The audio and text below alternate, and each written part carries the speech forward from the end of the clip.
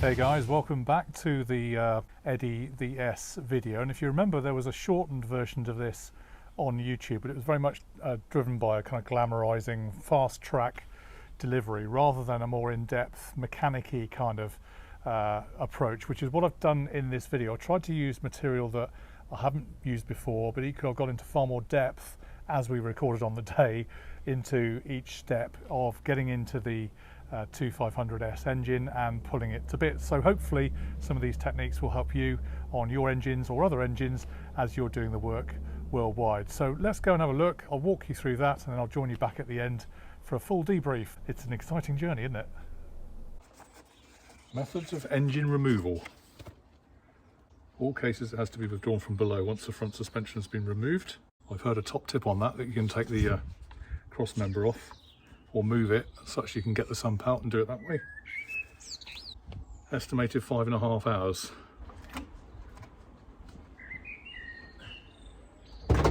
Okay, well, first thing, get some gloves on. Actually, that'd be a good idea. Gloves and a very handy persuader. You never know when this might come in handy. So first thing is the water.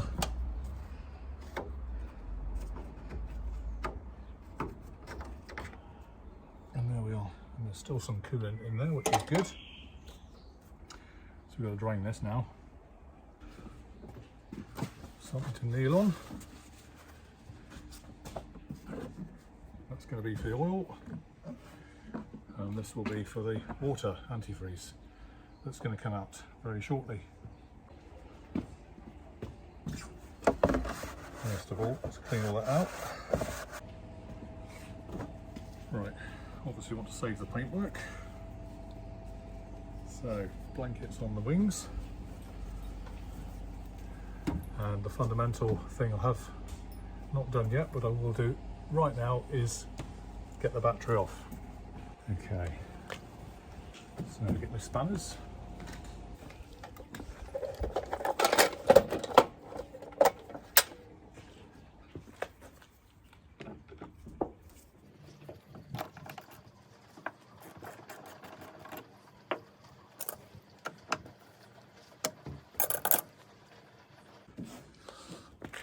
And one good point Harry just mentioned was to make sure we take loads of photographs so we can see what's what on reassembly. It's not a bad tip.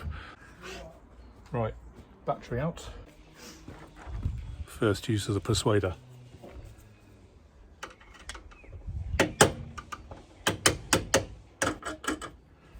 Either way, the battery is now officially out.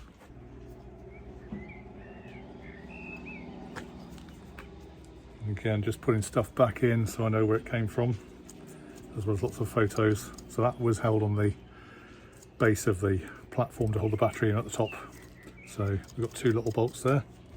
Not sure they're very standard, but they have been working and holding that rod in the right place. And already I've found a bit of a bodge. So that plate went there on this side, the one I've got out. This one is here. I've just started undoing this. That's obviously an earthing wire from some kind of strange lighting adaptation. Switch here, not quite sure what that's to do with. Could well be to do with someone's improvised little boot or bonnet light. With a bit of interesting wiring. And so now I just need to unscrew this, but I think you can see it. It's actually in danger of rounding. It's a bodge, so I'll have to see if I can get that out without losing grip on the fixing. And we're in luck. It just literally came off of my hands, gov. So that's good. Now that will come off. Interesting bit of wiring there. I'll probably just leave that there for now until we get to put the engine back in. See what that actually was to do with. I'm pretty sure it's a light on that bonnet, like I showed you, with an earth strap to earth there on the chassis. So now hopefully we can get these bolts out and release the bracket out of the way. That's it. To get underneath it to stop it turning. And simple job, isn't it? This is the first workaround. Down the bottom here, this nut is, when you try and move it, the whole body is moving around, and it's actually a cross-threaded bolts. So I'll just show you what's in there. So I'm looking at that underneath, but I can't get to that because it's tucked away under there. So I've obviously got to get this bolt off to release this bracket so it can come out. So what I've done is 2 nuts from the other post, and the plan is at the top there just to wind that back such that it locks onto the top one, and then hopefully I've got some purchase to move contra rotating, use the grip of that, untwist that and then release it. Okay, so I'm going to turn that with one spanner, turn that the other way, and then release it that way. That's the plan. It's either that or an angle grinder. All right, not so conventional, but it's actually worked, so it's coming loose. So that's really good news. Didn't really want to get into the other angle grinder, but just that lock nut at the top there, look, it's starting to unwind, so I'll carry on with that.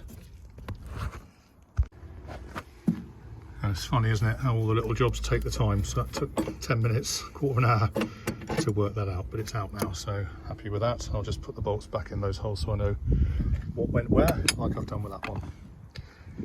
Just got to get them out now.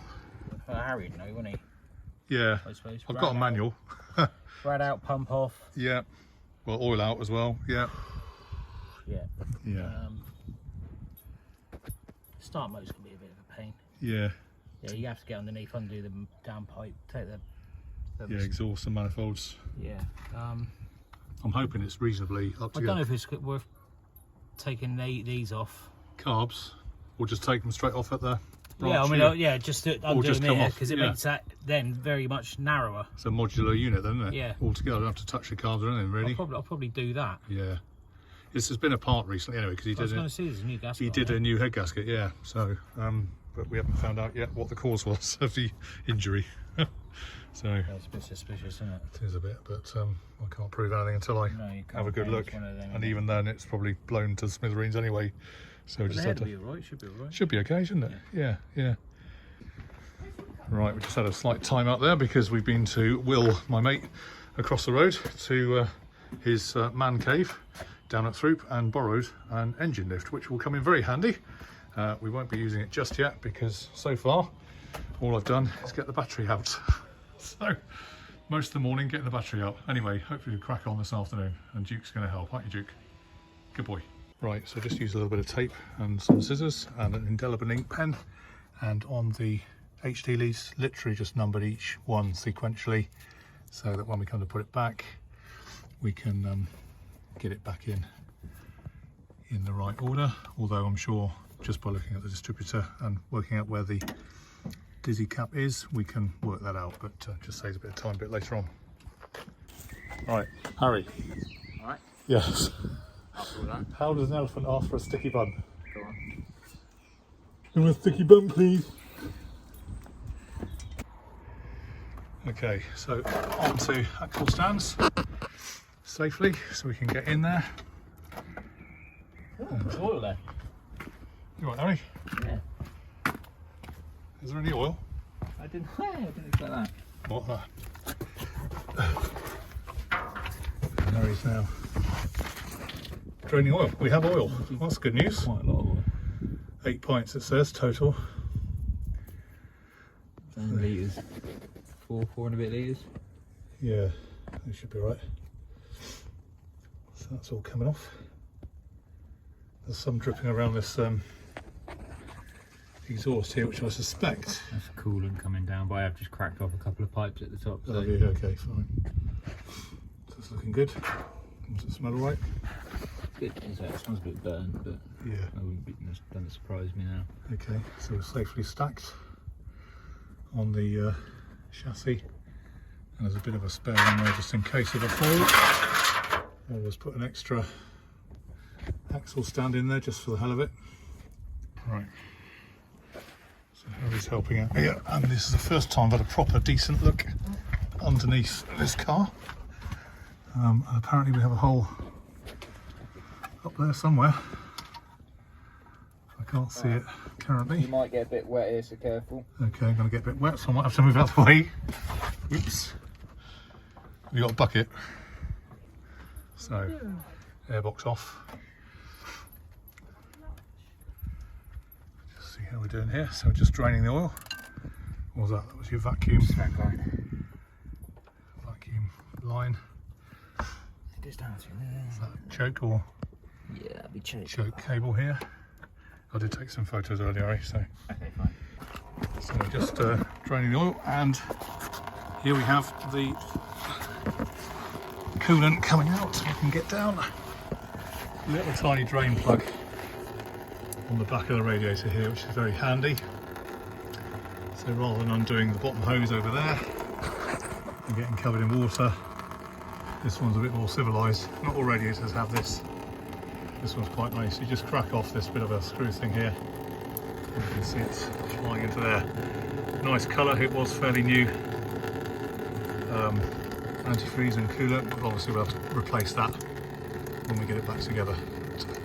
So that's it. Water coming out, and oil looks like it's mainly out. There's a little drip left, so we're getting there with the fluids. Time now to have a look at the distributor cap. Might as well whip these off now we've got them all numbered. So there's two little clips here. There's one here and one to the other side. Can have confidence now because the battery's out, so we're not going to get zapped. I'm going to jump over next door neighbour's fence. If I can just get that out. Very difficult doing this single-handedly, holding a camera and doing distributor cap at the same time. There you go, it's off. Right, so unplug them. 1, 2, 3, 4, 5, 6. And of course the other end is attached to the high tension. So just coil, let's just pull that out. It should just pull out. There you go, we're out. Good. Okay, so it's off to the bucket of safe things, and for those that aren't familiar, that's where your juice comes out. This rotates and distributes, that's the name, to each of those points in there and sends a spark, electrical current down the wire to your spark plug, makes an ignition in a cylinder, bang, blows your petrol up, and that's how each piston goes up and down. I'll just show you the mechanism. Yeah, I mean, it is a start. Anyway, back to the motor. Let's see how we're getting on. Beginning to see some daylight at last.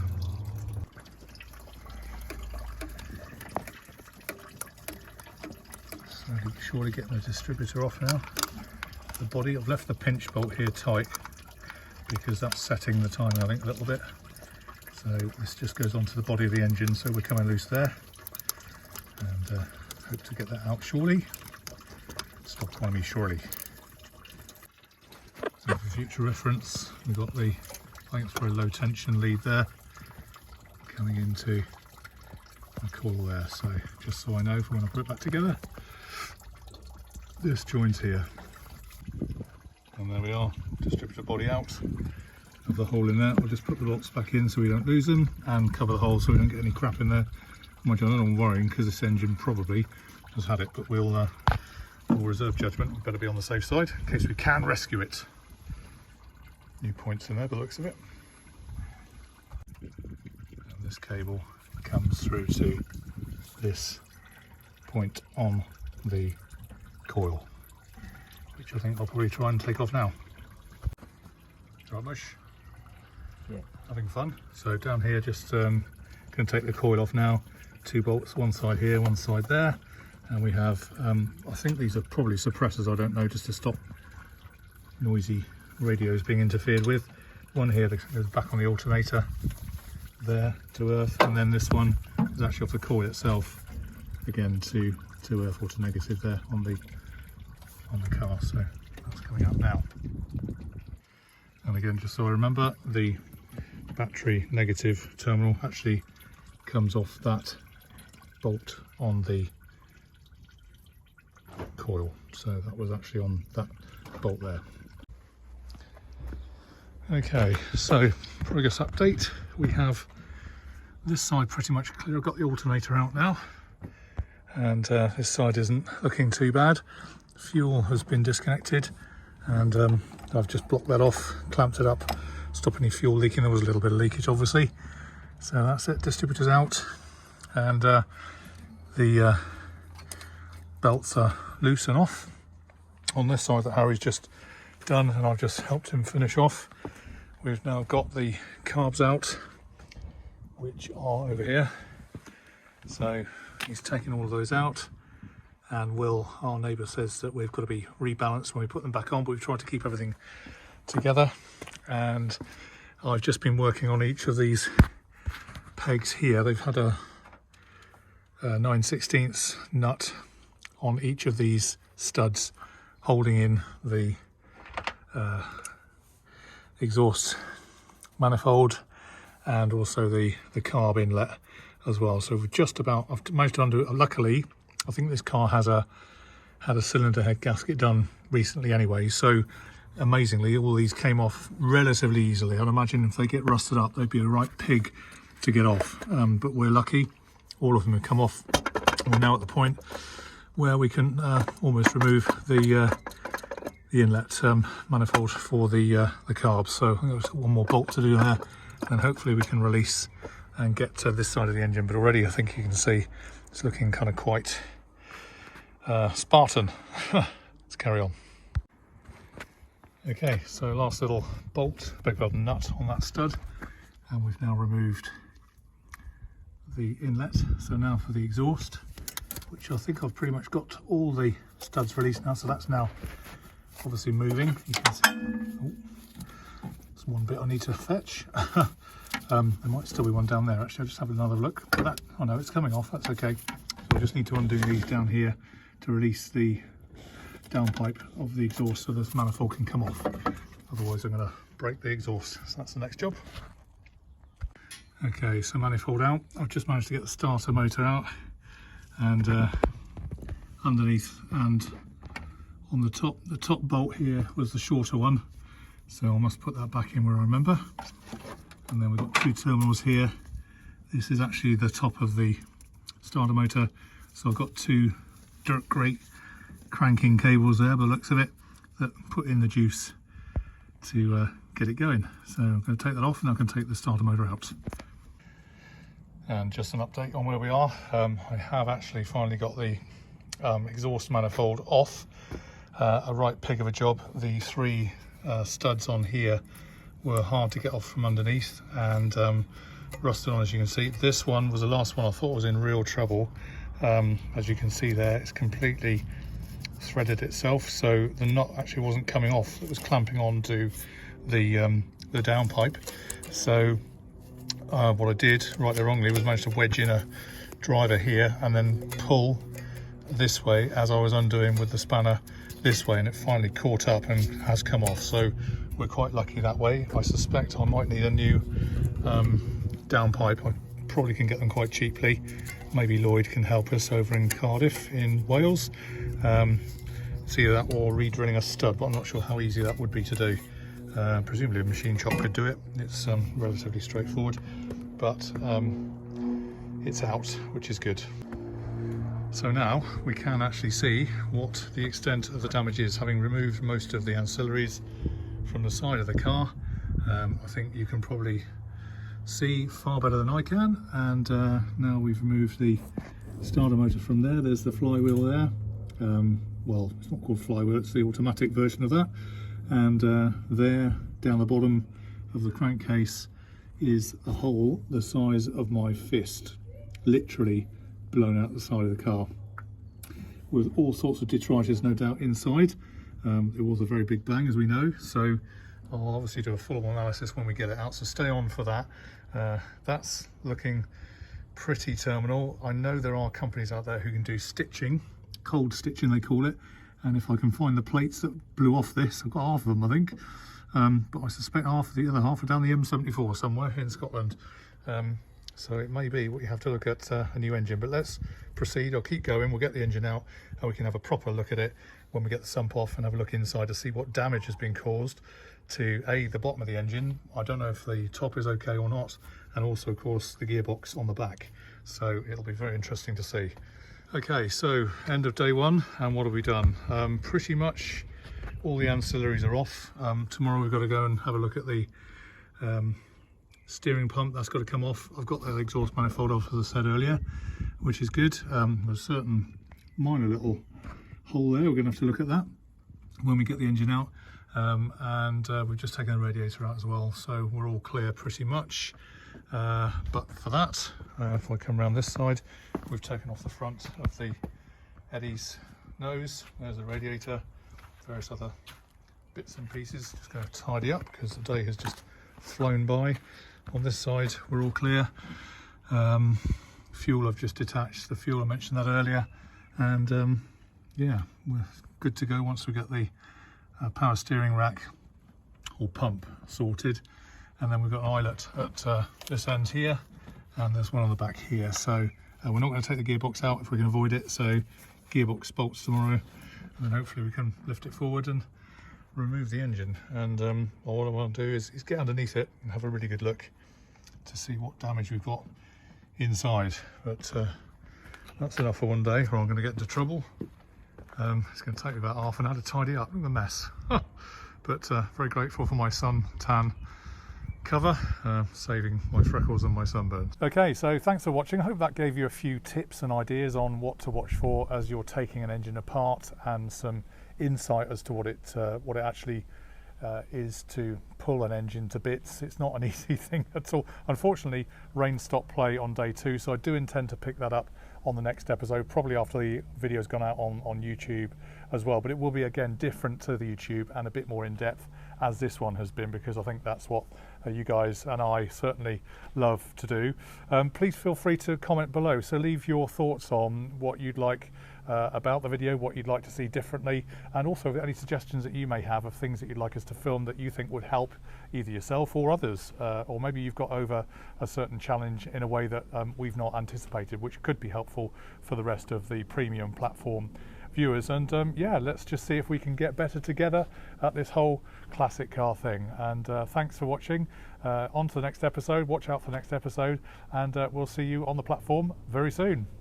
All the best. Cheers for now.